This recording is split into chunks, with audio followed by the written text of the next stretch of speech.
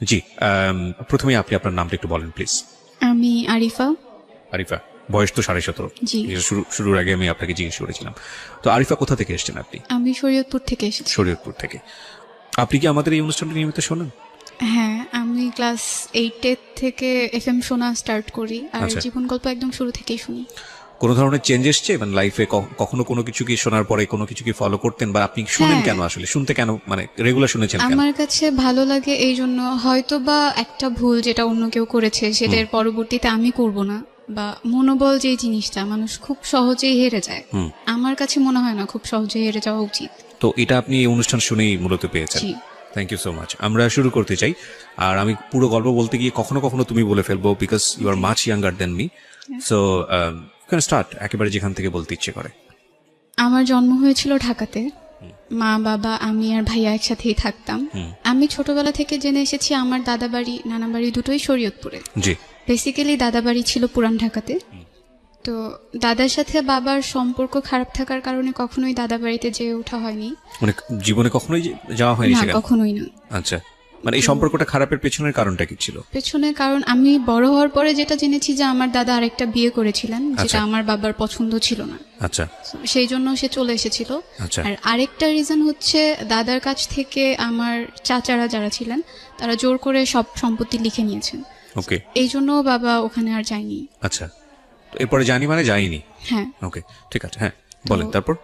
বেড়ে ওঠা ভালোই চলছিল। আমি ছোটবেলা থেকে ছবি আঁকতে খুব পছন্দ করতাম। মানে আপনি কি প্রথম সন্তান নাকি? না, ভাইয়া প্রথম সন্তান। তার মানে আপনারা আমার এক ভাই ছোট। এক বোন? হ্যাঁ হ্যাঁ। ভাইয়া যখন স্কুলে বাবা কি যেত, করতো? আমার বাবা গাড়ি চালাতো। বাবার ট্যাক্সি ক্যাব ছিল, Okay. সিএনজিও ছিল, একটা নিজের? বাবা চালাতো। নিজে? হ্যাঁ, হ্যাঁ। নিজের। Okay. চলছিল সবকিছু ভালোই। আমি ভাইয়ার সাথে স্কুলে যেতাম। আমার পড়াশোনা খুব ভালো ছিল বলে আমাকে প্লেতে না ভর্তি করে নার্সারিতে ভর্তি করা হয়। আচ্ছা। তো টিচার আমাকে ভর্তি করতে চায়নি, বলল যে এত ছোট বাচ্চা পারবে না। তো তবুও আম্মু বলছে যে নার্সারিতে ভর্তি করেন, যদি সে না পারে তাকে নিচের ক্লাসে নামাই দিন। আমার নানা ভাইয়ের খুব ইচ্ছে ছিল আমাকে মাদ্রাসায় পড়ানোর। যখন আমি ক্লাস 1-এ উঠি তখন আমাকে একটা মাদ্রাসায় ভর্তি করে দেওয়া হয়, সেটাও ঢাকাতেই। সেখানেও পড়াশোনা খুব ভালো ছিল। আমি ক্লাস 5 পর্যন্ত মাদ্রাসাতেই পড়ি। ক্লাস 5 পর্যন্ত সব কিছু ঠিক ছিল, কিন্তু আমার বাবা প্রায় সময় অসুস্থ থাকতেন, যে কারণে আমাদের ফিনান্সিয়াল সাপোর্ট দেওয়াটা তার জন্য খুব কঠিন হয়ে যেত।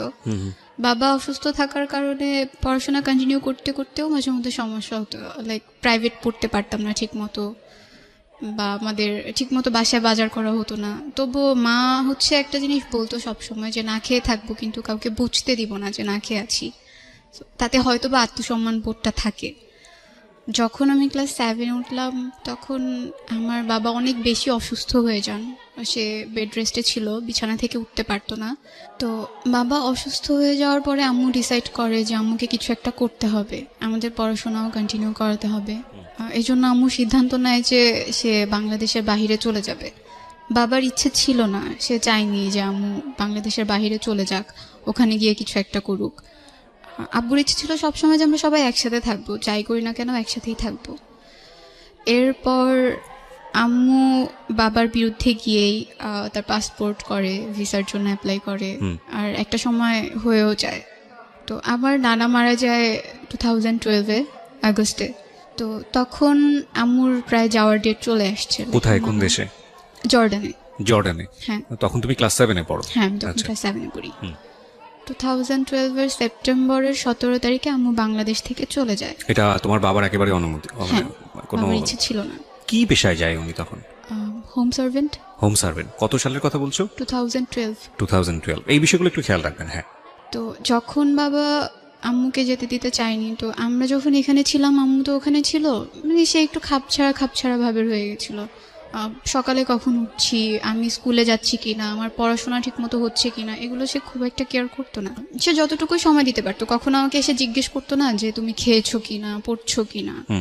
দেখা যেত আমি সকালবেলা স্কুলে যাচ্ছি, তো আগে যেমন আমি স্কুলে যাওয়ার সময় আম্মু আমাকে খাইয়ে দিত, আমি হাত দিয়ে খেতে পারতাম না। এখন আমাকে কেউ খাইয়ে দেওয়ার মতো নাই, বা আমাকে যে বলবে তুমি খেয়ে নাও এটা বলার মতো কেউ নাই। মানে ওই সময়টাতে যখন তোমার হ্যাঁ, যখন মা আমি জর্ডানে চলে গেল। হ্যাঁ। আবার যখন আমি স্কুল থেকে আসতাম, স্কুল থেকে এসে যেদিন খালামুনি না আসতে পারতো আমাকে রান্না করতে হতো। এমন হতো যে রাতে আর সকালে দুটা রান্না করে রাখছি আমি রাতেই। ক্লাস 7-এ পড়া অবস্থায়? হ্যাঁ, তখন থেকেই আচ্ছা। আমাদের রান্না করতে হতো। ভাইয়া মাঝে মাঝে হেল্প করতো। তোমার ভাইয়া তখন কি করতো? ও তো তোমার চেয়ে বয়স বড়। ভাইয়া বয়সে বড় হলেও আমরা একই ক্লাসে পড়তাম। কেন? ভাইয়া পড়াশোনায় খুব একটা ভালো ছিল না, যার জন্য ওকে নিচের ক্লাস নামায় দেওয়া হয়েছে। তোমার চেয়ে বয়সে কত বছরের বড় ছিল? 2 বছর। 2 বছর, ওকে। তো খারাপ লাগতো তখন, মনে হতো আম্মু থাকাটাই হয়তো বা অনেক বেশি ভালো ছিল, কারণ আম্মু থাকলে তো আমার কেয়ার করতো। বাবা কি তখনও বেড রেস্টে? না, তখন আব্বু টুকিটাকি কাজ করতে পারে, তবে খুব একটা না। আচ্ছা, মানে উনি শারীরিকভাবে অসুস্থ ছিলেন? হ্যাঁ, সব সময়ই নাকি সে অসুস্থ থাকতেন। ও, তার প্রেশার যে কোনো সময় ফল করতো, ওকে তার ডায়াবেটিস ছিল। ওকে। আমি একদিন আমার যখন পরীক্ষা চলে আসে, আমার টিচার বাসায় কমপ্লেন করে যে ও ঠিক মতো ক্লাসে পড়া দিতে পারছে না। তো আমার গার্ডিয়ান হিসেবে বাবাকে ডাকায়। বাবা যখন যায়, বাবাকে বলে যে সে আগে খুব ভালো ছিল স্টুডেন্ট, এখন সে নিয়মিত ক্লাসে পড়া দিতে পারছে না। তো তখন বাবা আর কি টিচারকে বলে ওর আম্মু তো এখন নাই, হয়তো বা সে থাকলে ওকে অন্যভাবে পড়াতো।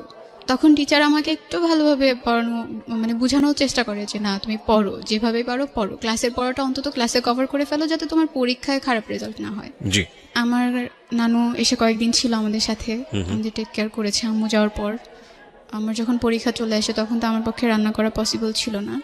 তো আমার খালামুনিকে নিয়ে আসে গ্রাম থেকে। আমার ছোট খালামুনি তখনও বিয়ে হয়নি, সে আমাদের বাসায় এসে স্টে করে, সে পড়াশোনা করতো না। তো রান্না টান্না করতো, আমার সাথে স্কুলে যেত, আমাকে পরীক্ষা দিয়ে আবার নিয়ে আসতো, কোচিং এ যেতাম, তখনও সে আমাকে দিয়ে আসতো। আমাদের তখন একটা রুমের বাসা ছিল আম্মু চলে যাওয়ার পরে। মানে তোমরা সবাই মিলে একটা রুমেই থাকতে? হ্যাঁ, একটা রুমের বাসা ছিল তখন, যেহেতু আম্মু চলে গেছে এখন 2 রুমের দরকার হয় না। ওকে। যখন খালামুনি আসছে, তখন আমার খুব আনইজি ফিল হতো, একটা বেড কিভাবে শেয়ার করবো আমরা সবাই। তো আমি আর খালামুনি নিচে ঘুমাতাম, ভাই আর আব্বু উপরে থাকতো। তো আমার পরীক্ষা শেষ হওয়ার পরে বাবাই ডিসাইড করে যে এভাবে তো আসলে হচ্ছে না, ওদের পড়াশোনায়ও ক্ষতি হচ্ছে। তো আম্মু, বাবা, নানু সবাই মিলে সিদ্ধান্ত নেয় যে আমরা নানু বাড়িতে চলে যাব, ওখানেই থাকবো, ওখানেই পড়বো। তখন তোমরা ঢাকাতে? হ্যাঁ, তখন আমরা ঢাকাতে। 2013-এ আমি ভাইয়া দুজনে গ্রামে চলে যাই নানু বাসায়। তো সেখানে স্কুলে ভর্তি হই। যাওয়ার পরেই না, নানুর বাড়ি কোথায় ছিল? নানুর বাড়িটা শরীয়তপুরে ছিল। শরীয়তপুরে, ওকে। তো শরীয়তপুরে যাওয়ার পরে ওখানকার একটা স্কুলে ভর্তি হই। স্কুলে অনেক পরিচিত মানুষ ছিল, আশেপাশের যত কাজিনরা ছিল ওরাও পড়তো। তো ওখানে যাওয়ার পরে একটা একটা করে সবাই ছড়াতে থাকে, ওর মা তো বিদেশে থাকে। আমি এই ব্যাপারগুলো সবসময় হাইড করে আসতাম, না আমি কাউকে বলবো না যে আমার মা বাইরে থাকে। আমি কেন তোমার এই পারসেপশনটা কেন?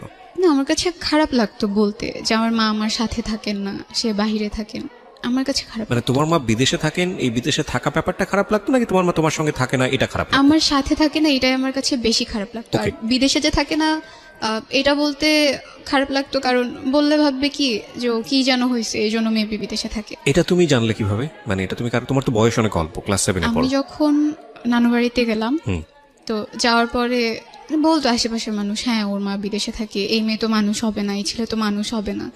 তো আমার মনে হতো আমি যদি আমার কোনো ফ্রেন্ডের কাছে গিয়েও এই ব্যাপারটা শেয়ার করি, সবাই হয়তো এটাই বলবে, না ও তো একটু অন্যরকম, ওর মা তো থাকে না কাছে, ওকে কে কিভাবে কিছু শিখাবে।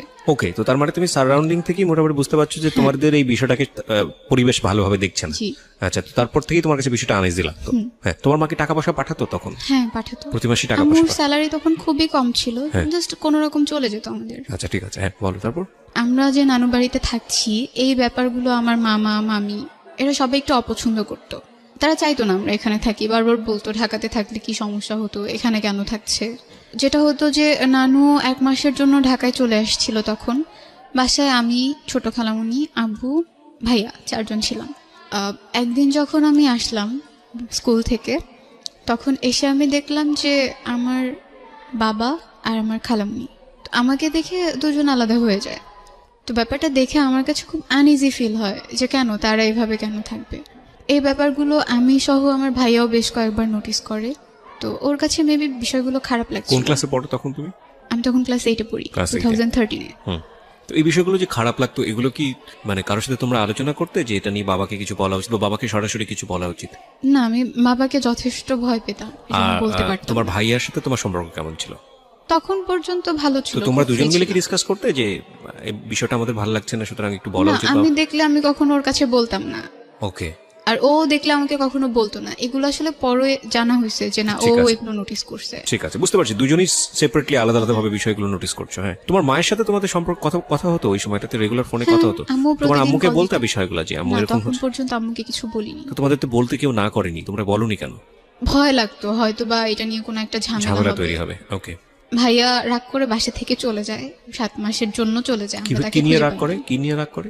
এই ব্যাপারগুলো সে দেখতো, তার কাছে খুব খারাপ লাগতো। সে তো আমার চাইতে 2 বছরের বড়, একটু হলেও বুঝে আমার চাইতে। আচ্ছা, আমরা তাকে অনেক খুঁজেছি, পাইনি। না তোমার ভাই যে 7 মাসের জন্য গেল, সে কি তার মার সঙ্গে যোগাযোগ করতো ওই না, সময়টাতে? কারোর সাথে যোগাযোগ করতো না সেই সময়টাতে। তো আম্মুকে যখন ভাইয়ার কথাটা বলা হয়, মানে আম্মুকে প্রায় 1 মাসের মতো হাইড করা হয়। আম্মু যখন কল দিয়ে বলতো যে ভাইয়াকে দেওয়ার কথা, তো আমরা দিতে পারতাম না, কারণ ভাইয়া তো ছিল না। বলা হতো যে না, এখানে গেছে ওখানে গেছে। তো আম্মুকে যখন বলা হলো যে ভাইয়া নাই, সে প্রচন্ড কান্না করে। তো বারবার জানতে চাচ্ছিল কেন সে চলে গেছে, কারণ কি ছিল। সে বারবার নানুকে প্রশ্ন করছিল যে কেন চলে গেল, আমি তো তাকে কোনো কিছুর অভাব দেইনি, তো কেন সে গেল। কারো কাছে আসলে কোনো রিজন ছিল না। আমি তখন পর্যন্ত আম্মুকে বলতে পারছিলাম না যে হয়তো বা এই ব্যাপারগুলো ওর কাছে খারাপ লাগছিল, এজন্য ও চলে গেছে। তো আমি আমার পড়াশোনাটা তখন পর্যন্ত কন্টিনিউ করছি। এর মাঝখানে আমার খালামুনি, ছোট খালামুনির বিয়ে ঠিক হয়। তুমি তখন ক্লাস 8-এ? হ্যাঁ, আমি তখনও ক্লাস 8-এ পড়ি। ওকে। বিয়ে ঠিক হওয়ার পরে তার বিয়েটা ভালোভাবে মিটে গেল, সবাই ছিল। তো খালামুনির বিয়েতে আমার মামাকে কিছুটা ঋণ করতে হয়, মানে সব মিলে পরিবারের অবস্থাটাও তখন খুব একটা ভালো ছিল না। এরপর আমি জেএসসি পরীক্ষা যখন দিব, রেজিস্ট্রেশন করা শেষ, সেই মুহূর্তে একদিন রাতে প্রায় 12টার পর আমাদের কাছে একটা কল আসে। তো নানুর ফোনে কলটা আসে। কল আসার পর নানু রিসিভ করে দেখে যে ভাইয়া কথা বলতেছে। ওকে। মানে ওর ভয়েসটা তো চিনতো। তো কথা বলার পর নানু হুট করে ভয় পেয়ে আমার কাছে কল দিয়ে দিছে যে এতদিন পরে সে কোত্থেকে কল দিল, কিভাবে আসলো। তো ভাইয়া আমার সাথে কথা বলতেছে, মানে তার বিহেভটা পুরো চেঞ্জ হয়ে গেছে। লাইক আগে সবাই ওকে খুব ভদ্র বলতো, আমি খুব বদমেজাজি ছিলাম, এই জন্য আমাকে কেউ খুব একটা পছন্দ করতো না, বাট ভাইয়াকে সবাই অনেক বেশি ভালোবাসতো। তো এখন ওর সাথে যখন আমি ফোনে কথা বলতেছিলাম, আমার কাছে মনে হচ্ছে সবকিছু কেমন যেন চেঞ্জ, ওর কথাবার্তা, আচরণ। আর সে আমাকে তখন একটা কথা বলছিল যে আমি এখন সিগারেট খাচ্ছি। এই হ্যাবিটটা তার কখনোই ছিল না। এটা বলার পরে আমি ফোনটা কেটে দিছি ভয়ে, যে এটাকে আসলে আমার ভাই, সে তো আমার সাথে এই ধরনের কথা কখনো বলেনি। ভয় পেয়ে কেটে দেওয়ার পরে নানু আমাকে জিজ্ঞেস করলো কি হয়েছে। তো আমি বললাম যে ও আমাকে বলতেছে ও সিগারেট খাচ্ছে। এটা বলার পরে সে আবার কল দেয়, কল দিয়ে কথা বলে। তো নানু তখন জিজ্ঞেস করে আব্বুর কাছে কল দিচ্ছে কিনা বা আম্মুর সাথে কথা হয়েছে কিনা।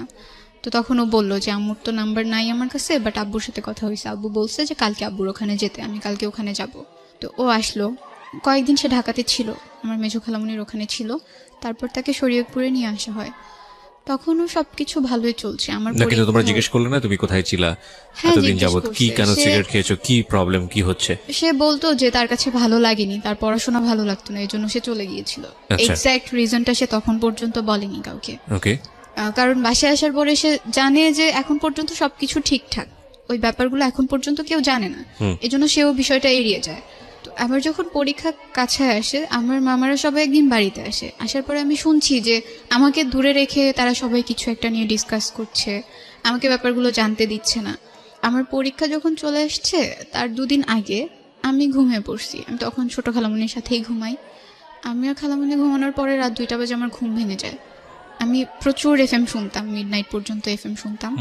তো শুনতে শুনতে ঘুমায় পড়তাম। সেদিন এফএমটা শোনা হয়নি, মামারা সবাই বাসায় ছিল, এই জন্য 2টা বাজে যখন আমার ঘুম ভেঙে যায়, আমি তখন বাইরে খুব শাউট শুনতে পারি যে সবাই খুব চিল্লাচিল্লি করছে আর বলছিল আমার নাম নিয়ে যে ওকে তো এখানে রাখা যাবে না, ওকে এখানে রাখলে আমরা কেউ এই বাড়িতে আসবো না। আমার বড় মামিও বলছিল যে ও কেন এখানে থাকবে, এত কিছুর পরেও আপনি ওকে এখানে রাখতে চান। এগুলো আমার নানুকে বলার পরে নানু জাস্ট বলছিল যে আমি ওকে ফেলতে পারবো না, আমি ওকে কোথায় রাখবো, ও কার কাছে গিয়ে থাকবে, আমি ওকে আমার সাথেই রাখবো।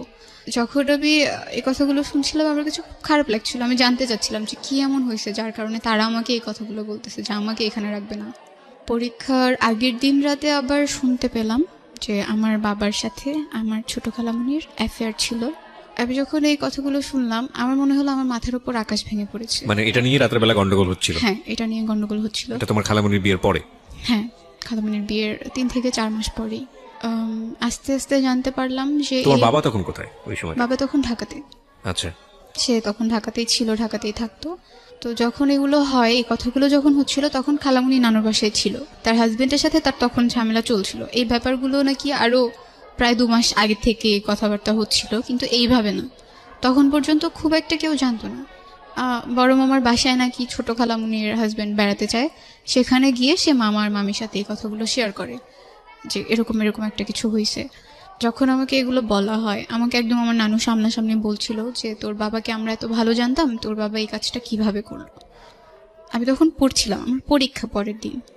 আমার কাছে প্রচন্ড খারাপ লাগছিল, আর আমি বিশ্বাস করতে পারছিলাম না যে আমার বাবা এমন কিছু একটা করতে পারে। আর এখন যে এই ব্যাপারটা অনেক দূর এগিয়ে গেছে, যেখানে আমার আম্মু আমার খালামণিকে অনেক বেশি আদর করতো, তার জামা কাপড় থেকে শুরু করে এভরিথিং আম্মুই দিত। আমার পরীক্ষার আগের দিন পর্যন্ত তো এগুলো ঠিক আছে, আম্মুর সাথে আমার তখন পর্যন্ত কথা হয়নি। আমি যে আম্মুকে ফোন দিয়ে বলবো যে মা এগুলো এগুলো তো ঘটছে, তুমি কি কিছু জানো কি না, সেই সুযোগটাও আমি পাইনি। পরের দিন আমার পরীক্ষা, আমার প্রথম পরীক্ষার দিন। মা বাবার কাছে তো সবাই দোয়া চায়, যদি দূরে থাকে তাও দোয়া চায়। আম্মুর সাথে কথা বলতে পারিনি, কিন্তু আব্বুকে আমি কল দিলাম। কল দেওয়ার পরে আমার বাবার প্রথম প্রশ্ন ছিল, তুমি কার সাথে থাকতে চাও, তোমার আম্মুর সাথে নাকি আমার সাথে? তো আমার আসলে অনেক খারাপ লাগে, আমি তো দোয়া চাওয়ার জন্য আব্বুর কাছে কল দিছিলাম। এইরকম কোনো একটা প্রশ্ন আমি আশা করিনি। আমি তখন কিছু বলিনি, কলটা কেটে দিছি। কেটে দেওয়ার পরে পরীক্ষা দিতে গেলাম। এক্সাম হলে গিয়ে আমি লিখতে পারছি না, মানে আমার বারবার মনে হচ্ছে এসব কি হচ্ছে আমার চারপাশটায়। সব কিছু তো খুব ভালো ছিল, গোছানো ছিল, এগুলো কেন হচ্ছে? আমার বাংলা পরীক্ষাটা খুব খারাপ হয়। তো পরীক্ষা যখন দিয়ে আসছিলাম, আমি তো খুব কান্না করছিলাম। আমার দুইটা খুব ক্লোজ ফ্রেন্ড ছিল স্কুলে, তো ওরা আমাকে জিজ্ঞেস করে কি হয়েছে, কান্না কেন করতেছি, সব কিছু তো ঠিক ছিল, হঠাৎ করে কি হলো? তো আমি তখন শুধু এইটুকু বলছিলাম যে আমার মামারা চায় না আমি আর নানু বাড়িতে থাকি, কিন্তু আমি এখান থেকে গিয়ে কোথায় থাকবো, আমার তো Okay. কারোর সাথে থাকার মতো জায়গা নেই।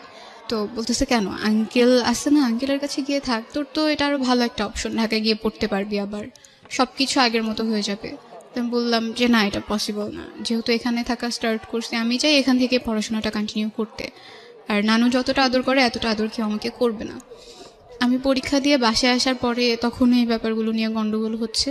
তো নানু তখন মামাদেরকে বলল যে ওকে যদি তোরা এখানে না রাখিস, আমিও এখানে থাকবো না।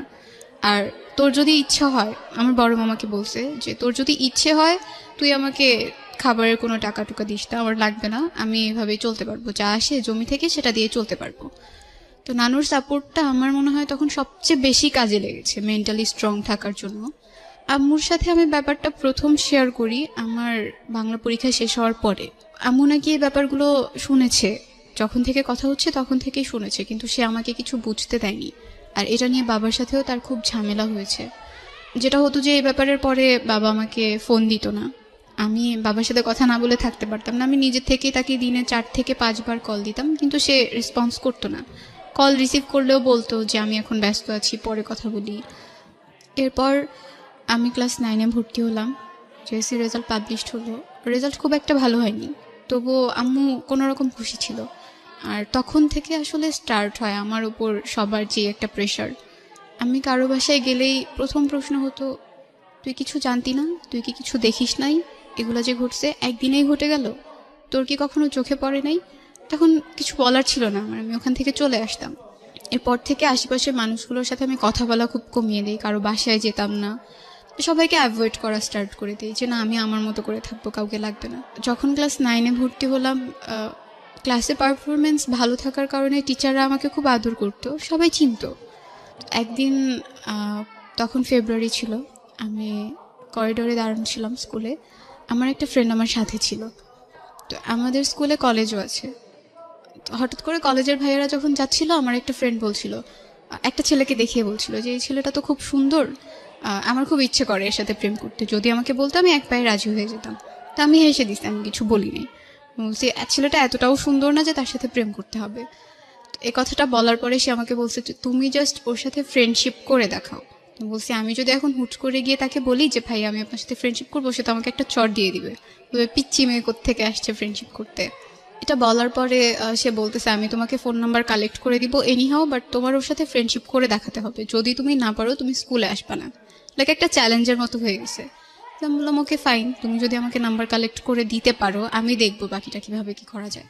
তখন পর্যন্ত আমার কোনো পার্সোনাল ফোন ছিল না। তো প্রায় 1 মাস পরে সে আমাকে একদিন মেসেজে একটা নাম্বার দিল, আর তার নামটা আমি এখানে বলতে চাচ্ছি না। তো নামটাও সাথে লিখে দিছিল যে এটা ওর নাম্বার।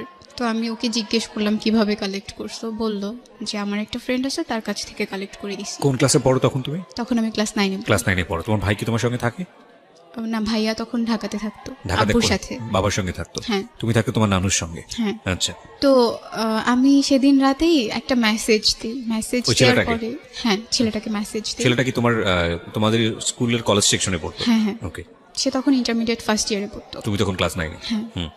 তো মেসেজ দেওয়ার পরে সে রিপ্লাই দেয়, সাথে সাথেই রিপ্লাই দেয়, জিজ্ঞেস করে কে। তো আমি আমার পরিচয়টা গোপন রেখেই তার সাথে কথা বলছিলাম। জি। আমি যখন তাকে মেসেজ দিছি তখন আমি আমার ফ্রেন্ডকে বললাম যে আমি তো তাকে মেসেজ দিছি, সে রিপ্লাই দিছে। তার আগে তুমি আমাকে একটু বলো, সেটা হচ্ছে যে আমি এখান থেকে আবার শুনবো তোমার কাছে, কিন্তু এটা নিয়ে তোমার বাবার সঙ্গে তোমার যোগাযোগ হতো, তোমার বাবা বিষয়টাকে ডিনাই করতো, মানে তোমার সঙ্গে কথা বলতে চাইতো না। বিষয়টা এরকম ছিল যে বাবা তোমাকে যে প্রশ্নটা করেছিল যে তুমি কার সঙ্গে থাকবা, বাবার সঙ্গে থাকবা নাকি ওখানে থাকবা, সেটার সিদ্ধান্ত আসলে এসে পায়নি, বা তুমি বাবার সঙ্গে থাকছো না এই কারণে বাবা তোমার উপর রাগ করেছিল, বিষয়টা কিরকম? না, বিষয়টা এমন না, বাবা আসলে চাইতোই না, সে আমাদেরকে দূরে সরাতে চাচ্ছিল আস্তে আস্তে, সে চাচ্ছিল তার মতো করে আলাদা থাকতে। আচ্ছা। আর আম্মুও চাইতো না যে আমি বাবার সাথে কথা বলি বা বাবার সাথে সম্পর্ক রাখি। আর ভাইয়া থাকতো, ওর তো ঢাকায় থেকে আবার পড়াশোনা করা স্টার্ট করে দিছে, ওর ওখানে থাকার মতো খুব একটা জায়গা ছিল না, তো এই জন্য ও বাবার সাথে থেকেই পড়াশোনাটা করতো। তুমি এই ঘটনা ঘটার পরে মার সঙ্গে কি এই বিষয়গুলো নিয়ে কথাবার্তা হলো? মা কি তোমাকে কিছু জিজ্ঞেস করেছিল এই বিষয়গুলো নিয়ে? আম্মু আমাকে কিছু জিজ্ঞেস করেনি। আমি যখন পরীক্ষা দিয়ে আসার পর আম্মুর সাথে কথা বললাম, আমার খুব মন খারাপ ছিল, হ্যাঁ। পরীক্ষা তো ভালো হয়নি, হ্যাঁ। তার উপর বাসায় এত কথা হচ্ছে। তো আম্মুকে আমি বললাম যে মা, আমার পরীক্ষা ভালো হয়নি। জিজ্ঞেস করলো কেন, আমি বললাম বাসায় এরকম এরকম কথা হচ্ছে, তারা আমাকে এখানে রাখতে চাচ্ছে না, কারণটাও বললাম। তো বলতেছে আচ্ছা ঠিক আছে, তুমি কয়েকদিন থাকো, পরীক্ষাটা দাও, তারপর দেখা যাবে কি হয়। তো ওই ছেলেটাকে আমি যখন মেসেজ দিই তখন আমি আমার ফ্রেন্ডকে সাথে সাথে ইনফর্ম করলাম যে আমি তোকে মেসেজ দিছি। আমার ফ্রেন্ড যার কাছ থেকে ফোন নাম্বারটা এনে দিছে তাকে সাথে সাথে বলে দিছে যে তাকে তো মেসেজ দিছে, সে তো রিপ্লাই দিছে।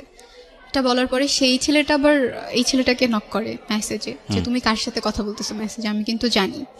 তো তখন আর কি তাকে জিজ্ঞেস করে নাম বলো, কার সাথে কথা বলতেছি, কে আমাকে মেসেজ করছে, তার অ্যাড্রেস দাও। তো আমি একটা মিথ্যা অ্যাড্রেস দিয়ে তো পরিচয়টা স্টার্ট করি, সে সেই অ্যাড্রেসটাই বলে, সেও জানতো না আসলে আমি কে। তো আমার হচ্ছে জাস্ট ফ্রেন্ডশিপ করাটা একটা ইস্যু ছিল, আর কিছু ছিল না। আমি ফ্রেন্ডশিপ করার পর তার সাথে কথা বলা বন্ধ করে দিব, এরকম কিছু একটা প্ল্যান ছিল। তোমাদের যে ঘটনা, ফ্রেন্ডশিপের জায়গা থেকে আমি আবারও ফিরি, কিন্তু তার আগে আমাকে একটু বলো, তোমাদের বাবার সাথে মার যে দূরত্ব বা সেপারেট হয়ে যাওয়ার যে ব্যাপারটা, সেখানে যেই ব্যক্তিটি মানে তোমার আন্টি, তো সেখানে ওনার যে 3 মাস পরে যে প্রবলেমটা হলো বিয়ের পরে, ওনার অবস্থা কি দাঁড়ালো ওই ঘটনার পরে?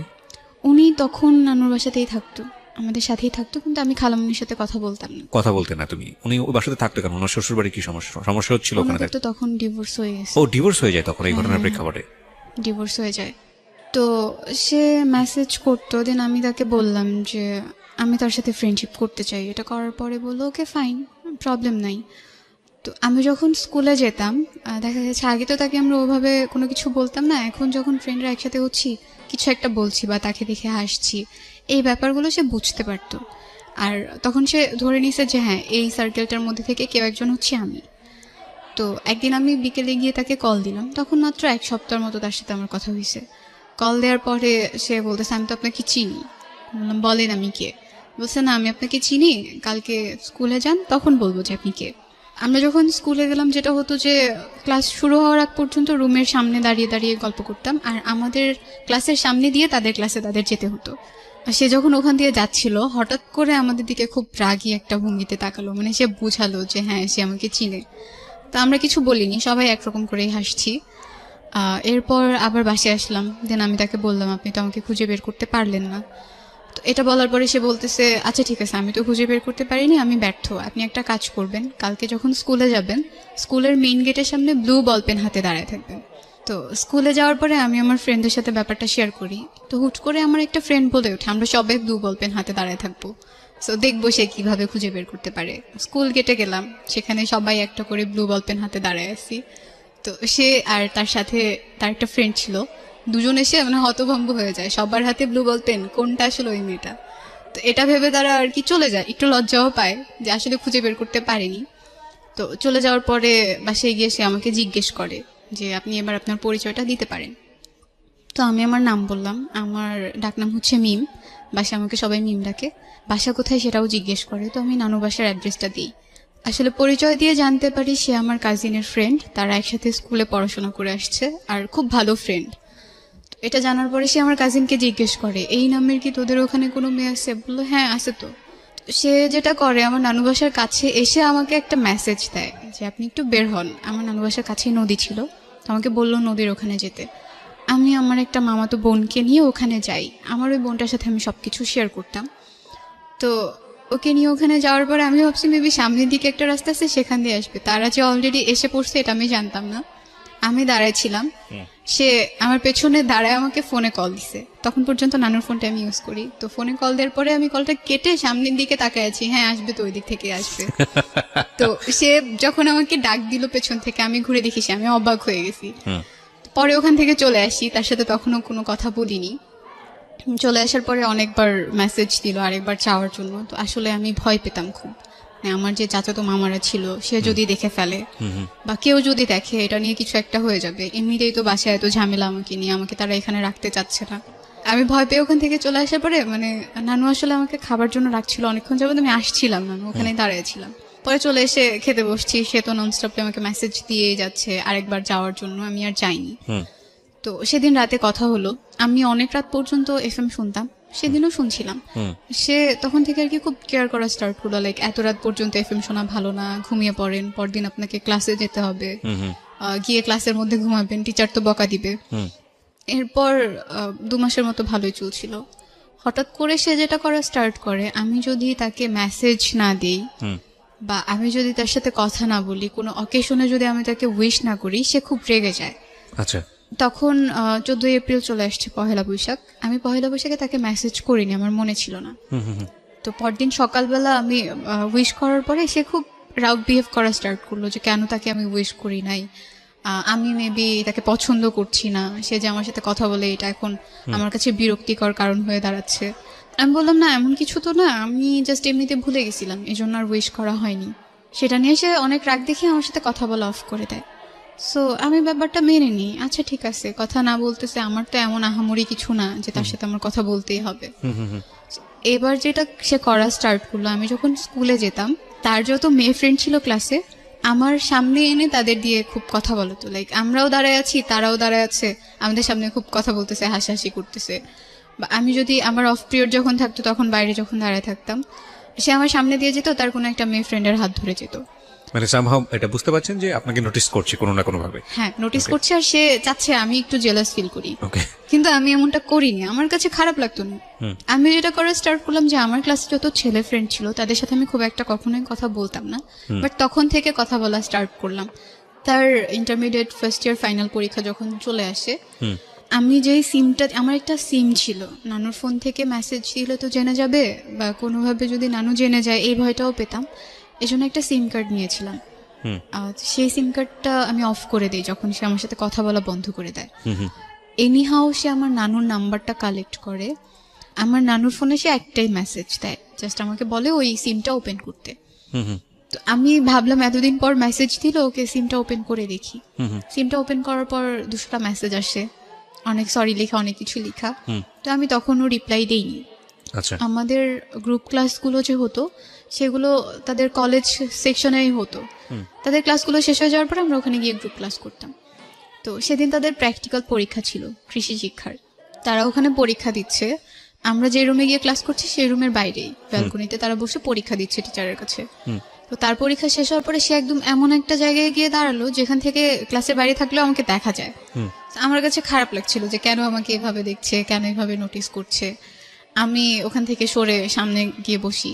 তো সেদিন ক্লাসটা কন্টিনিউ করার পরে আমি আমার ফ্রেন্ডগুলোর সাথে ডিসকাস করলাম যে সে তো আমাকে এতবার সরি বলেছে, তো আমি কি তাকে রিপ্লাই দিব কিনা। তো বলতেছে আচ্ছা দাও, বাসায় গিয়ে কথা বলো, গিয়ে দেখো কি বলতে চায়। তো আমি বাসায় গিয়ে তাকে মেসেজ দেই, দেওয়ার পরে আবার সবকিছু নর্মাল হয়। সে অনেকবার সরি বলার পরে আবার কথা বলা স্টার্ট করি। আমাদের ফোনে খুব কম কথা হতো, হয়তো 2 সপ্তাহে একবার ফোনে কথা হতো, বেশিরভাগ সময়টা মেসেজে কথা বলতাম। 2-3 দিন যাওয়ার পরে আমি একদিন বলি যে আমার প্রচন্ড মাথা ব্যথা করতেছে, এখন মেসেজ করতে পারবো না, আমার খারাপ লাগতেছে। সে তখন আমাকে একটা মেসেজ পাঠায় যে বাসা তো খুব কাছে, আমি কি আসবো, দেখে যাবো। বলছি না আপনার আসার দরকার নেই, আপনি কেন আসবেন। তো সে বলতেছে ওকে ফাইন, আমি মেসেজ করতেছি, যদি খারাপ লাগে তখন বলবেন যে হ্যাঁ খারাপ লাগতেছে। আর এর মাঝখানে সে আরেকটা টেক্সট করে যে আমি আপনার মাথায় হাত বুলাই দিয়ে আপনি ঘুমায় যান। তো ব্যাপারটা একটু আমার কাছে অন্যরকম লাগে, হঠাৎ করে এই কথাটা সে আমাকে কেন বলবে। হুম দেন আমি আবার পরের দিন স্কুলে গেলাম, স্কুলে গিয়ে ফ্রেন্ডদের সাথে এই ব্যাপারগুলো শেয়ার করলাম, সে তো এগুলো বলতেছে। তো ওরা এমন একটা ভাব নিয়ে আমাকে একটা কথা বললো, এই ছেলে তোমাকে প্রপোজ করবে? জীবনেও না, এটা তো জাস্ট সে এমনি বলে ফেলছে কথার প্রসঙ্গে। আমি বললাম আচ্ছা আমি কি দেখতে এতটাই খারাপ, এতটাই কুৎসিত যে আমাকে সে প্রপোজ করতে পারবে না? বাসায় চলে আসি, আবারও তার সাথে কথা বলা স্টার্ট করি। হুম তো একদিন হুট করে সে আমাকে রাতে প্রপোজ করে বসে। তো করার পরে আমি সেদিন এটা কি তাকে বললাম, এসএমএস এর মাধ্যমে করে নাকি হ্যাঁ মেসেজে। মেসেজই করে? আচ্ছা। তো সে যখন প্রপোজ করে আমি তাকে না করে দিই, রিফিউজ করে দিই। করার পরে সে বললো ওকে ফাইন, তুমি যদি সময় নিতে চাও সময় নিতে পারো, আমার কোনো প্রবলেম নেই, আর আমি জোর করছি না, আমার জোর করার দরকারও হবে না। হুম তখন থেকে সে যেটা করলো, কলেজে আসা কমিয়ে দিল। সে চেষ্টা করছিল ট্রান্সফার হওয়ার অন্য কোনো কলেজে, সেটার জন্য অ্যাপ্লাই করেছে। হুম তো আমার সাথেও তার খুব কম দেখা হতো। একদিন আমি একটা বিয়ের অনুষ্ঠানে গিয়েছিলাম, সো আমি একটা ব্ল্যাক কালারের ড্রেস পরা ছিলাম। হুম তো সেদিন যখন আমি আসছি তার সাথে আমার রাস্তায় দেখা হয়, সেও একটা ব্ল্যাক কালারের ড্রেস পরা ছিল। তো দিন বাসায় আসার পরে মানে বলতেছে হ্যাঁ আজকে তো ম্যাচিং হয়ে গেছে ড্রেসেও। হুম বললাম ম্যাচিং হয়ে গেছে, এটা তো আহামরি কিছু হয়নি, ম্যাচিং হলেই কি আর না হলেই কি। হুম তো সে বলতেছিল যে হ্যাঁ আপনি মেবি আমার মেসেজে বিরক্ত হচ্ছেন, আমি আর মেসেজ করবো না। বললাম ওকে ফাইন, মেসেজ করার দরকার নেই। তবুও করতো, হঠাৎ করে দুই একটা মেসেজ করতো, আবার করতে করতে কথাও হতো অনেকক্ষণ পর্যন্ত। এর মাঝখানে যেটা হয় যে কোনোভাবে আমার নানু বুঝতে পারে ব্যাপারটা যে না ও কিছু একটার মধ্যে আছে, কারোর মানে সাথে আপনি কথা কিছু একটার বলতেছে। মধ্যে ফলিং হচ্ছেন। হ্যাঁ হ্যাঁ, নানু আমাকে একদিন জিজ্ঞেস করে তুমি কি কারোর সাথে কথা বলো? আমি আসলে এই প্রশ্নটার জন্য তখনও প্রস্তুত ছিলাম না। আমি বললাম না তো, আমি কারোর সাথে কথা বলি না, সবকিছু ঠিক আছে। তো যেটা হয় যে সে আমাকে একদিন রাতে বলল সে বাংলাদেশের বাইরে চলে যাওয়ার জন্য ট্রাই করতেছে, চলে যাবে, পড়াশোনা আর করবে না, এখানে স্টপ থাকবে। হুম তো এটা বলার পরে আমার খারাপ লাগে যে কেন চলে যাবে, এখানেই থাকতো, পড়াশোনা করতো, কথা তো হচ্ছিলই, ফিল করতেছিলাম কিছু একটা হয়তো বা হচ্ছে। হুম আর যেটা হতো, আমার তো খুব একটা ফ্রেন্ড ছিল না, আমার সবসময় লোনলি ফিল হতো যে আমার সাথে কথা বলার মতো কেউ নাই, আমাকে কেয়ার করার মতো কেউ নাই, আমি কোথাও গেলে আমার সাথে ঘুরতে যাওয়ার মতো কেউ নাই। তো একদিন রাতে সে আমাকে বললো তার পাসপোর্ট হয়ে গেছে, এখন সে ভিসার জন্য অ্যাপ্লাই করবে, সে চলে যাবে। ছেলেটার নাম কি ছিল? ওকে আমি মুশি বলে ডাকতাম। ঠিক আছে, you can call here Mushi, no problem. হ্যাঁ, Okay. তো বিদেশ কেন যাচ্ছে? তার পড়তে ভালো লাগে না, এই জন্য সে চলে যাবে। ওকে। হুম তো একদিন সে বললো যে সবকিছু ডান, এখন সে চলে যাবে, শুধু ডেটটা আসা বাকি। তো সেদিন রাতে অনেকক্ষণ পর্যন্ত কথা বলছি। তো সে আমাকে সেদিন একটা কথা বলছিল যে আজকের পরে হয়তো বা আর কখনো কথা হবে না, কারণ 2-1 দিনের মধ্যে তো আমি চলে যাব, এই কয়েকদিন অনেক ব্যস্তও থাকবো, সারাদিন তো আর মেসেজ করা পসিবল না যেহেতু আমরা ফোনে কথা বলি না। তো আমি মেনে নিলাম, আচ্ছা ফাইন। তো সেদিন রাতে অনেকক্ষণ পর্যন্ত কথা বলতে বলতে আমি তার প্রতি অনেক বেশি উইক হয়ে গেছিলাম। তো কথা না বলে থাকতে পারতাম না, কথা বলতেই হতো, সেটা মেসেজের থ্রুতেই হোক বা ফোনের থ্রুতেই হোক। তো ওই দিন রাতে আমি তাকে আহ, সে আমাকে প্রপোজ করেছিল, সেটার অ্যান্সার দিয়ে দিই যে না I can't live without you, আমার লাগবেই আপনাকে, আমার আপনার সাথে কথা বলা লাগবেই, আমি থাকতে পারবো না এইভাবে। তো সে বললো আচ্ছা ঠিক আছে, দেখি কি করা যায়। তো আমি তাকে খুব রিকোয়েস্ট করি বাংলাদেশের বাইরে না যাওয়ার জন্য। তো তাকে আমি যেতে না করার পরে সে বললো আচ্ছা আমি বাসায় কথা বলে দেখি, যেহেতু আমি সবার ছোট, আর আমার বড় আমার বোনরা আছে, আমার দুলাভাইরা আছে, তাদের সাথে আমি কথা বলে দেন তোমাকে জানাবো। হ্যাঁ তো 2 দিন পরে সে বললো ওকে ফাইন, আমি যাচ্ছি না, আমি পড়াশোনাটা কন্টিনিউ করব। হুম তো এর মাঝখানে বাসায় প্রবলেমগুলো চলছিল, আব্বু টোটালি আমাদের সাথে যোগাযোগ করা অফ করে দিছে। খুবই রেয়ার তার সাথে আমার কথা হতো। হুম হুম ভাইয়ার কাছ থেকে জিজ্ঞেস করতাম সে কেমন আছে, ঠিক মতো খাচ্ছে কিনা। তো ভাইয়ার কাছ থেকে আপডেট পেতাম বলে বাবাকে আমিও কল করা অফ করে দিই, যেহেতু সে আমাকে ওভাবে কথা বলতে চায় না আমার সাথে, একটু এড়িয়ে চলছিল। তার মুশির সাথে আমি আমার ফ্যামিলির ব্যাপারগুলো তখন পর্যন্ত শেয়ার করিনি। আচ্ছা। আমি ভয় পেতাম যদি আমি এগুলো বলার পরে সে আমার সাথে রিলেশনটা না রাখে, এই ভয়গুলো কাজ করতো বলে আমি কখনো তার কাছে বলিনি। আর সেও কখনো আমাকে জিজ্ঞেস করেনি আমি নানু বাড়িতে কেন থাকি। ক্লাস 9টা এভাবে পার হয়ে গেল। আমি যখন ক্লাস 10-এ উঠলাম তখন আমার আম্মু বাংলাদেশে আসেন। তো আম্মু যখন বাংলাদেশে আসেন আমাকে বলা হয় যে আম্মু বাংলাদেশে আসবেন, ভাইয়া তাকে রিসিভ করতে যায়। আম্মু আমার ছোট মামার বাসায় উঠে, মামার বাসা ঢাকাতেই ছিল। তো আমি আর নানু গ্রাম থেকে ঢাকাতে যাই। যখন ঢাকাতে যাব তখন নানুর হাতে টাকা ছিল না। তো আমি টিউশন পড়াতাম, আমার 2টা কাজিনকে পড়াতাম। মানে আমি এতটা খুশি ছিলাম আম্মুকে দেখবো যে আমি সেই টাকাগুলো সব নানুকে দিয়ে দিছি।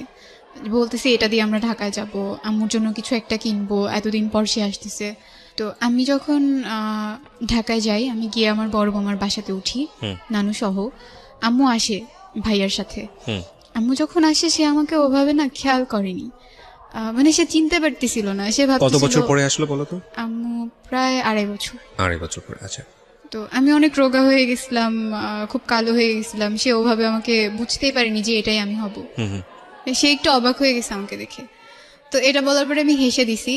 তো আম্মু আমাকে জড়ায় ধরলো, হাঁকটাক করলো। যেদিন প্রথম 2 বছর থেকে 2.5 বছর পর আমি আম্মুর সাথে শুলাম রাতে, অনেক গল্প করলাম এতদিন কি হয়েছে। আম্মুর সাথে অনেক গল্প করার পরে পরের দিন আমরা শপিং করতে যাই মামি সহ।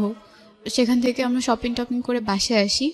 তো আর কি সব ধরনের কথাই তখন পর্যন্ত বাসায় হয়। খালামুনির সাথে বাবার ওই অ্যাফেয়ারটার কথাও তখন হচ্ছিল। তো আম্মুকে মামা অনেক দোষারোপ করছিল। আম্মু বলতেছিল আসলে আমার কিছু করার নেই, এটা আমার ভাগ্যে ছিল, এই জন্য হয়ে গেছে, এখন আমি কি করতে পারি। বাট আমি চাই আমি আমার ছেলে নিয়ে সবসময় একসাথে থাকবো, সুখে থাকবো। আচ্ছা। আর আমি কোনো বিয়েও করব না। এই ডিসিশনটা আম্মু তখনই নেয়। আর তখন থেকে আমি ঠিক করি যে জীবনে যাই করি না কেন, যত বড়ই হই না কেন, আম্মুর জন্য করব প্রত্যেকটা জিনিস। আর তার জন্য হলেও আমাকে এমন একটা লেভেলে গিয়ে দাঁড়াতে হবে, স্ট্যাবলিশ হতেই হবে, যাতে মানুষ আমাকে কোনো কিছু না বলতে পারে বা আমার মাকে কোনো কিছু না বলতে পারে। যখন ক্লাস 10 উঠলাম তখন আম্মু আমার সাথে গ্রামে চলে আসে নানু বাসায়। নানু বাসায় তো তখন আমি আর নানুই থাকতাম, কারণ আমার ছোট খালামণির তখন আরেকটা বিয়ে হয়ে গেছে। তো খালামণির বিয়ে হয়ে যাওয়ার পর খালামণি শ্বশুর বাড়িতে থাকে, আমি নানু আম্মু একসাথে থাকতাম। আস্তে আস্তে অনেক মাস থাকার পরে আম্মু ডিসাইড করে আম্মু আর যাবে না জর্ডান, সে অন্য কোথাও যাওয়ার ট্রাই করবে।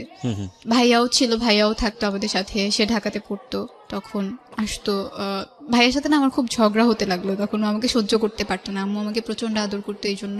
আচ্ছা। তো ওর সাথে জেলাসি করার কারণে ঝগড়াটাও অনেক বেশি হতো, তো সম্পর্কটাও আস্তে আস্তে খারাপ হতে থাকে।